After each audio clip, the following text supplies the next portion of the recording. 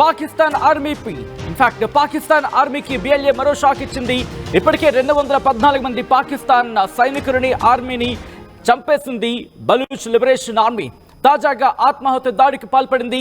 Pak army convoy పై ఆత్మాహుతి దాడి జరిగింది. దాడిలో 90 మంది పాక్ సైనికులు మృతి చెందారు. బలూచ్ ప్రావిన్స్ లోని నోస్కీ ప్రాంతంలో ఈ పేలుడు చోటు చేసుకుంది. పేలుడు అనంతరం కాన్వాయ్ పై బిఎల్ఏ కాల్పులు జరిపింది. దాడి కారణంగా ఇన్ఫాక్ట్ దాడికి తామే కారణమంటూ ప్రకటించింది బలూచ్ లిబరేషన్ ఆర్మీ. 3 రోజుల క్రితమే జాఫర్ ఎక్స్ప్రెస్ హైజాక్ చేసిన తర్వాత అందులో ఉన్న 214 మందిని, అంటే మొత్తం 400 పైచీలుకుంటే 214 మందిని తమ అదుపులోకి తీసుకున్నా ఉంది. ఆ 214 మందికి సంబంధించి విడిపించాలంటే కొన్ని కండిషన్స్తో 48 అవర్ టైం లైన్తో అక్కడ విధించిన పరిస్థితి. కానీ ఇప్పుడు ఆత్మాహుతి దాడికి పాల్పడింది. విశ్వాస్ మీరు చూస్తున్నారు ఆర్టీవీ స్క్రీన్ మీద. ఈ కథనం కాస్త కలవరపరచొచ్చు, అయితే మిమ్మల్ని కలవరపడి గురి చేయడం ఆర్టీవీ ఉద్దేశం కాదు. కానీ ఇటువంటి కథనాలు చూసినప్పుడు కాస్త కలవరపడికి అవకాశం ఉంటుంది కాబట్టి సంబంధించి తగిన జాగ్రత్తలు తీసుకోవాలని ఆర్టీవీ సూచించడం జరుగుతుంది. విశ్వాస్ మీరు చూస్తున్నారు అటుగా వెళుతున్న వాహనం సంబంధించి ఒక్కసారిగా అక్కడ ఆత్మాహుతి దాడికి పాల్పడింది. దీంతో రెండు వెహికల్స్ మీద ఆ దాడి జరిగింది. అసలు ఎంతకీ ఏ టైంలో జరిగింది ఇక్కడ? ఎందుకంటే ఆ 214 మందికి సంబంధించి హైజాక్ విషయంలో మనం చూసాం, అక్కడ కొన్ని కండిషన్స్ పెట్టింది. కానీ ఇప్పుడు ఎందుకు దాడి చేస్తుంది బలూచ్ లిబరేషన్ ఆర్మీ? లక్ష్యం ఏంటి తెలుసుకునే ప్రయత్నం చేద్దాం. మా ప్రతినిధి రామ్దాస్ అప్డేట్స్ అందించేందుకు సిద్ధంగా ఉన్నారు. రామ్దాస్, ఇక్కడ బలూచ్ లిబరేషన్ ఆర్మీ ఈ 2 వాహనాన్ని టార్గెట్ చేయడం వెనకాల కారణాలు ఏంటి? ఇప్పటికి ఒక అఫీషియల్ నోట్ ని కూడా రిలీజ్ చేస్తుంది. డీటెయిల్స్ ఏంటి? జాఫర్ ఎక్స్ప్రెస్ జాఫర్ ట్రైన్ ఘటన తర్వాత ఇది మరొక అతిపెద్ద దాడిగా చెప్పవచ్చు. బిఎల్ఏ వైపు నుంచి బలూచిస్తాన్ లిబరేషన్ ఆర్మీ వైపు నుంచి బలూచిస్తాన్ ప్రావిన్స్ లో మరొకసారి అంటే పాకిస్తాన్ ఆర్మీ ప్రయాణిస్తున్నటువంటి కాన్వాయ్ పై, మిలిటరీ కాన్వాయ్ పై అతి భీకర దాడి జరిపింది. ఈ ఘటనలో నోష్కీ ప్రాంతంలో ఈ దాడి చోటు చేసుకుంది. ఈ దాడిలో దాదాపుగా 90 మంది సైనికులను హతమార్చినట్టుగా బిఎల్ఏ అధికారికంగా క్లెయిమ్ చేసుకుంటుంది. కానీ పాకిస్తాన్ వైపు నుంచి మాత్రం మనకు ఇప్పటి వరకు ఎట్లాంటి అధికారికంగా సమాచారం అయితే లేదు. బట్ బిఎల్ఏ చెప్తుంది 90 మంది సైనికుల్ని హతమార్చామంటూ చెప్తుంది. దాదాపుగా చాలా మంది గాయపడ్డట్టుగా తెలుస్తోంది. అధికారుల ప్రాథమిక దర్యాప్తులో ఇది సూసైడ్ బాంబర్ అటాక్ గా చెప్తున్నారు. ఆత్మహత్య ఇంగ్లీష్ పదాన్ని అవాయిడ్ చేసే ప్రయత్నం చేద్దాం. రైట్, నోష్కీ స్టేషన్ హౌస్ ఆఫీసర్ అయితే ఈ అంశాన్ని వెల్లడించారు. అయితే బలూచిస్తాన్ లిబరేషన్ ఆర్మీ ఈ దాడికి బాధ్యత వహించినట్లుగా చెప్తుంది. సో మొత్తం మీద ఒక మీడియా సంస్థకు పంపిన మెయిల్ లో కూడా చెప్తుంది ఇది ఫిదాయి యూనిట్ మజీద్ బ్రిగేడ్ పాక్ మిలిటరీ కాన్వాయ్ పై ఆత్మాహుతి దాడి చేసినట్టుగా ఈ స్టేట్మెంట్ లో చెప్తున్నారు. సో మొత్తం మీద కొద్ది రోజులుగా బలూచిస్తాన్ లో అయితే ఉద్రిక్త పరిస్థితులు చోటు చేసుకుంటున్నాయి. జాఫర్ ట్రైన్ ఇన్సిడెంట్ తర్వాత వందల సంఖ్యలో ప్రాణాలు కోల్పోయిన పరిస్థితి పాక్ వైపు నుంచి, అటు సాధారణ పౌరులు కూడా మరణించిన తర్వాత మరొకసారి అంతర్జాతీయంగా బలూచిస్తాన్ లిబరేషన్ ఆర్మీ ఒకసారి అంతర్జాతీయ దృష్టిని ఆకట్టుకుంటుందా ఇలాంటి హింస చేయడం ద్వారా? అంటే 2 రకాల వాదనలు వినిపిస్తున్నాయి. బలూచిస్తాన్ స్వాతంత్ర్యం కోసం చేస్తున్న పోరాటంలో భాగంగానే తాము ఇలాంటి కార్యకలాపాలు ఎంచుకుంటున్నామంటూ బిఎల్ఏ చెప్తుంది. తమ ఉనికిని కాపాడుకునేందుకే ఇలాంటి కార్యక్రమాలు చేస్తున్నామంటూ బిఎల్ఏ చెప్తున్నప్పటికీ ఇక్కడ పాక్ ఆర్మీకి వరుస ఎదురు దెబ్బలు అయితే తగులుతున్నాయని మనం చెప్పుకోవచ్చు. ఎందుకంటే ఎక్కువగా బలూచిస్తాన్ ప్రావిన్స్ ప్రస్తుతానికైతే పాక్ ఆధీనంలో ఉన్న ఈ అతిపెద్ద ప్రావిన్స్ గా చెప్పవచ్చు. ఈ ప్రాంతంలో ముఖ్యంగా మొదటి నుంచి కూడా ఆది నుంచి చైనా, పాకిస్తాన్ ఈ 2 ఎక్కువగా పట్టున్న ప్రాంతం. ముఖ్యంగా చైనా అక్కడ ఎకనామిక్ కారిడార్ కి సంబంధించి ఆ తీవ్రత దృష్ట్యా అక్కడ ఈ అంశం గురించి మాట్లాడుకుంటున్న నేపథ్యంలో ప్రస్తుతం ఈ రోజు దాడి ఘటనకు సంబంధించి ఎలా చూడడం జరుగుతోంది? ఎందుకంటే మీరన్నట్టుగా అంతర్జాతీయ సమాజం దృష్టి మరొకసారి వాళ్ళ వైపు తిప్పుకునేలా చేశారు. ఇది రెండోదో మూడోదో అనుకోవాలి ఈ 3-4 రోజుల వ్యవధిలోనే. Right, exactly. అంటే పాకిస్తాన్ కు గట్టి బుద్ధి చెప్తామంటూ బలూచిస్తాన్ ఎప్పటి నుంచో చెప్తున్న పరిస్థితి. బట్ పాక్ ఆర్మీ కూడా అదే స్థాయిలో అణచివేతలున్నాయి. బలూచిస్తాన్ లో స్థానికంగా ఉన్నటువంటి ఉద్యమకారులందరినీ కూడా బలూచిస్తాన్ లో మొదటి నుంచి కూడా పాక్ అణచివేస్తున్న పరిస్థితి కనబడతా ఉంది. ఎప్పుడైతే స్వాతంత్ర పోరాటానికి సంబంధించి వాళ్ళంతా కూడా గొంతెత్తున్నారో అప్పటి నుంచి కూడా ఈ అణచివేత కార్యక్రమం సాగుతుంది. పైపెచ్చు చైనాకు అక్కడ గుత్తాధిపత్యం లభించేలా పాకిస్తాన్ పరోక్షంగా ప్రోత్సహించింది. ముఖ్యంగా ఆ ప్రాంతంలో ఓడరేవులు కావచ్చు, అట్లాగే వాణిజ్యానికి సంబంధించి ముఖ్యంగా అపార ఖనిజ సంపద నుండి బలూచిస్తాన్ పై పట్టు సాధించేందుకు పరోక్షంగా చైనాకు ఇక్కడ పాకిస్తాన్ సహకరిస్తుంది. సో అక్కడ బలూచిస్తాన్ లో స్థానికంగా వాళ్ళు ఉన్నటువంటి ఆ పౌరులు ఎవరైతే ఉన్నారో వాళ్ళు మొదటి నుంచి కూడా మండిపడుతున్న పరిస్థితి. తమ ప్రాంతంపై ఇతరుల ఆధిపత్యాన్ని, ఇతరుల గుత్తాధిపత్యాన్ని వాణిజ్యపరంగా, ఆర్థికంగా అన్ని రకాలుగా తమపై పైచేయి సాధించడం పెత్తనాలు చేయాలి. ఒక్కసారి మీరు లైన్ లో ప్రయత్నం చేయండి. పాకిస్తాన్ కూడా అప్డేట్ అందించింది. పాకిస్తాన్ వర్షన్ కూడా చెప్పే ప్రయత్నం చేస్తే ఒకసారి విజువల్స్ మీరు చూసే ప్రయత్నం చేయండి. ఈ కథలను కాస్త కలవరపరచవచ్చు. అయితే పాకిస్తాన్ ఏమంటుందంటే కనుక పాకిస్తాన్ పోలీస్ ఆఫీసర్ రియాక్ట్ అవ్వడం జరిగింది. కేవలం 5 మాత్రమే పారామిలిటరీ బలగాలు ఇక్కడ మరణించడం జరిగింది. దాంతోపాటు 12 మందికి పైగా తీవ్ర గాయాలయ్యాయంటూ కూడా చెప్పుకొచ్చిన సందర్భం పాకిస్తాన్కి సంబంధించి. కానీ ఈ రెస్పాన్సిబిలిటీ, ఈ దాడికి తామే కారణం అంటూ బలూచిస్తాన్ చెప్పుకొచ్చింది. ఈ నేపథ్యంలోని ఇక్కడ పరిణామాలు చూస్తూ ఉంటే కనుక, ఎందుకంటే 214 మంది మరణాలకు సంబంధించి పాకిస్తాన్ ఒకటే చెప్పింది, వాళ్ళెవరూ చనిపోలేదు, మేము చాలా మందిని రక్షించాం, వారిని కాపాడుకుంటూ కాపాడి బయటకు తీసుకొచ్చామంటూ. కానీ ఈ ఘటనకు సంబంధించి పాకిస్తాన్ చెప్పిన ఈ వర్షన్కి సంబంధించి అంతర్జాతీయ సమాచారం ఎలా చూసే అవకాశం ఉంది?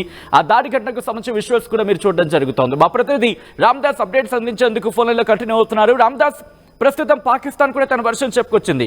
ఎక్కడైనా పొంతన ఉందనుకుని అంతర్జాతీయ సమాజం చూడడం జరుగుతోందా, లేకపోతే మరి ముఖ్యంగా ట్రైన్ హైజాక్ ఘటనలో కూడా ఇటువంటి పరిణామాలై దాదాపు అందరినీ కాపాడమంటోంది, కానీ ఇక్కడ చూపించినప్పుడు ఆధారాలు లేవంటూ బలూచిస్తాన్ ఆరోపిస్తున్న పరిస్థితి. ఎలా చూడాలి ఇప్పుడు దీన్ని? Right, exactly. అంటే పాకిస్తాన్ మాత్రం 5 సైనికులు చనిపోయినట్టుగా చెప్తుంది. నోష్కీ ప్రాంతం, ముఖ్యంగా ఆఫ్ఘనిస్తాన్ ఇరాన్ సరిహద్దు పంచుకున్నటువంటి ఈ బలూచ్ ప్రావిన్స్ లో నోష్కీ ప్రాంతంలో ఈ ఘటన చర్చిస్తుంది. బట్ పాకిస్తాన్ చెప్తుంది 5 చనిపోయారు, మరొక 12 మంది మాత్రమే గాయపడ్డట్టుగా పాకిస్తాన్ చెప్తుంది. కానీ ఇక్కడ బలూచిస్తాన్ క్లెయిమ్ చేసుకుంటే ఏంటంటే, బలూచిస్తాన్ అఫీషియల్ గా ఒక స్టేట్మెంట్ ఇచ్చింది. దాదాపుగా ఆ కాన్వాయ్లో 8 బస్సులు ఉన్నట్టుగా చెప్తున్నారు. ఒక వాహనం పూర్తిగా ధ్వంసమైంది. అలాగే మరొక బస్సును తమ ఫతే స్క్వాడ్ చుట్టుముట్టి అందులో ఉన్న సైనికులు కూడా హతమార్చడం చెప్తున్నారు. అంటే ఓపెన్ ఫైర్ కూడా జరిగినట్టుగా మనకు తెలుస్తుంది. అక్కడ ఉన్నటువంటి పరిస్థితులు, అంటే ఈ ఆత్మాహుతి జరిగిన తర్వాత మళ్ళీ కాల్పులు జరిపారు. కాల్పులు జరిపి 90 మందిని హతమార్చినట్టుగా వాళ్ళు ధృవీకరిస్తున్నారు. కొన్ని రోజులుగా బలూచిస్తాన్ లో ఈ భద్రతా పరిస్థితి చాలా ఉద్రిక్తంగా మారుతున్న నేపథ్యంలో ప్రస్తుతం బలూచ్ ట్రైన్ హైజాక్ ఘటిన తర్వాత ఇది అతిపెద్ద, మరొక 2వ అతిపెద్ద భీకర దాడిగా అయితే మనం చెప్పుకోవచ్చు. సో మొత్తం మీద ప్రస్తుతానికి జరిగిన ఈ దాడి పట్ల ప్రస్తుతం అయితే పాకిస్తాన్ చాలా తీవ్రంగా పరిగణిస్తుంది. బట్ ఇంత ముందు కూడా గతంలో జాఫర్ ట్రైన్ దాడి ఘటన సంబంధించి పాకిస్తాన్ ఇండియాను కూడా బ్లేమ్ చేసే పరిస్థితి, కానీ మన భారత విదేశాంగ శాఖ కూడా చాలా తీవ్రంగానే పరిగణించి వాళ్ళకు సమాధానం చెప్పిన పరిస్థితి. బట్ ఇప్పుడు పాకిస్తాన్ ఏం చెప్తుంది అంటే, బలూచిస్తాన్ లిబరేషన్ ఆర్మీ చేపట్టినటువంటి ఈ దాడుల పట్ల పాకిస్తాన్ ఎలా స్పందిస్తుందని మాత్రం ఇంట్రెస్టింగ్ గా ఉండబోతుంది. ఏదేమైనప్పటికీ కూడా బలూచిస్తాన్ లో పోరాటం చాలా తీవ్రమైతుందని చెప్పాలి.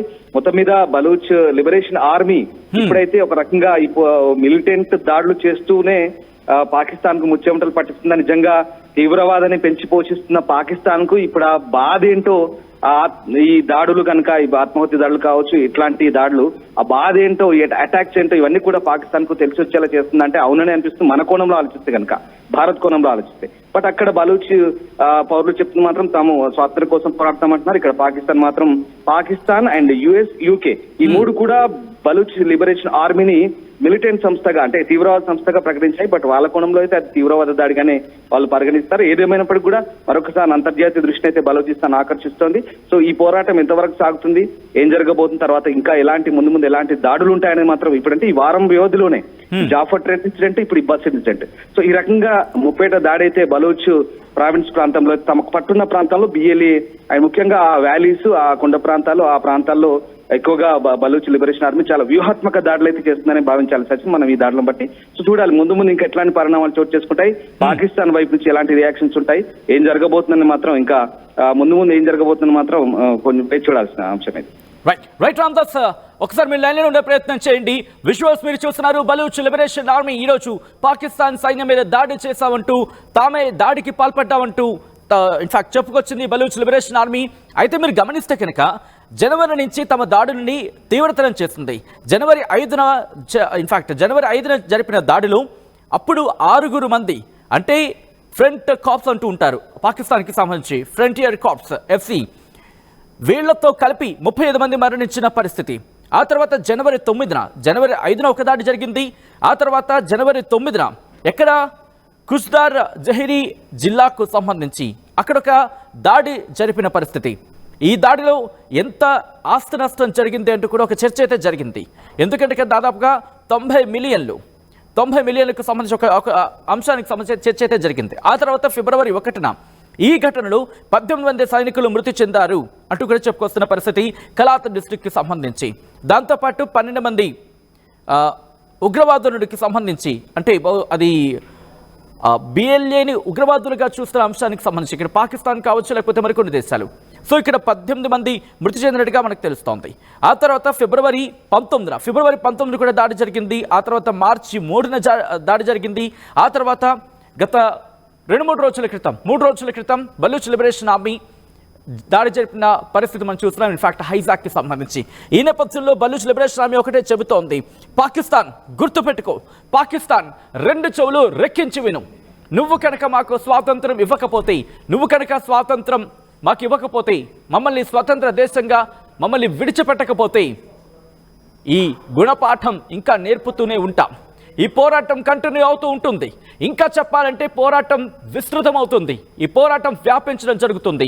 పంజాబ్ అంటే పాకిస్తాన్లోని పంజాబ్ కావచ్చు, పాకిస్తాన్లోని మిగిలిన ప్రాంతాలకు కూడా మా పోరాటం అర్థమవుతుంది. వాళ్ళు కూడా తుపాకులు పట్టుకొని రోడ్ల మీదకి వచ్చి నీకు వ్యతిరేకంగా గళవిప్పే రోజులు చాలా దగ్గరలోనే ఉన్నాయంటూ గట్టిగా వార్నింగ్ ఇస్తోంది బలూచ్ లిబరేషన్ ఆర్మీ.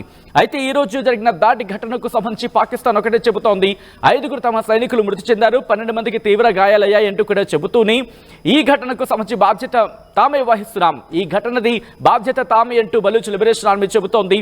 ఈ ఘటనలో 90 మంది పాకిస్తాన్ సైనికులు మృతి చెందినట్టుగా చెప్పుకొస్తోంది. ఒకసారి మీరు చూడొచ్చు, దాడి తర్వాత ఆ వాహనం పూర్తిగా తునకలైపోయింది, నామరూపాలు లేకుండా పోయిందనే చెప్పుకోవాలి. మరి ముఖ్యంగా మీరు చూస్తే కనుక అటుగా వెళ్తున్న క్రమంలో ఆ వెనకాల ఉన్న బస్కు సంబంధించి ఆ వెనకాల ఉన్న బస్ని ముందుగా పేల్చేసిన పరిస్థితి, దాని ఇంపాక్ట్ అటుగా వెళ్తున్న మిగతా వాహనాల మీద కూడా పడింది. ఆ తీవ్రత మీరు చూడొచ్చు. ఆ తీవ్రత ఎంత మేరకు వెళ్ళిందంటే కనుక దాదాపుగా అటు కొద్ది దూరం ఇటు కొద్ది దూరం ఆ రేడియస్ ఒక్కసారి ఆ తీవ్రత మీరు చూస్తే అర్థమవుతుంది. రెడ్ సర్కిల్లో వెళ్తున్న వాహనానికి సంబంధించి ప్రస్తుతం బలూచ్ లిబరేషన్ ఆర్మీ ఎక్కడా కూడా తగ్గదలేదన్నట్టుగా వ్యవహరిస్తోంది. కానీ పాకిస్తాన్ ఆర్మీ కూడా గట్టిగానే బుద్ధి చెబుతాం ఇటు బలూచ్ లిబరేషన్ ఆర్మీకి అని చెబుతున్న సందర్భం. ఈ నేపథ్యంలో ఇప్పుడు చైనా ఎంటర్ అవబోతోందా? చైనా ఎంటర్ అయ్యే అవకాశం ఉందా? ఎందుకంటే సిపెక్కి సంబంధించి మాట్లాడుకుంటున్నారు. చైనా పాకిస్తాన్ ఎకనామిక్ కారిడార్, ఇది పాకిస్తాన్కి ఎంత ముఖ్యమో చైనాకు అంతకన్నా ముఖ్యం. ఈ కారిడార్ పూర్తయితే కనుక ఇటు ఏషియా మీద మరి ముఖ్యంగా మన భారత్ మీద కూడా దృష్టి సారించగల సత్తా అక్కడ పట్టు సాధించగలుగుతుంది చైనా పాకిస్తాన్ మీదుగా. ఈ నేపథ్యంలోనే ఆ కారిడార్ని పూర్తి చేసేందుకు చైనా సంసిద్ధత వ్యక్తం చేస్తోంది. చైనా అధికారులు అక్కడ ఉన్నారు, వాళ్ళను కూడా విడిచిపెట్టమంటూ కూడా బలూచ్ లిబరేషన్ ఆర్మీ ఇచ్చిన ఆ వార్నింగ్ని మనం చూసాం కొద్ది రోజుల క్రితం. ఈ నేపథ్యంలో ఇప్పుడు ఏం జరగబోతోంది అనేది ఆసక్తికరంగా మారింది. ఈ 90 మందిని చంపేశామంటూ, మేమే చంపేశామంటూ బలూచ్ లిబరేషన్ ఆర్మీ చెబుతోంది. ఈ తర్వాత బలూచ్ లిబరేషన్ ఆర్మీ లక్ష్యం ఏం కాబోతుందనేది ఇప్పుడు ప్రపంచవ్యాప్తంగా ఆసక్తికరంగా మారింది. మరి ముఖ్యంగా పాకిస్తాన్ ఏం చేయబోతుందనేది ఇటు ప్రపంచవ్యాప్తంగా ఉత్కంఠగా మారింది.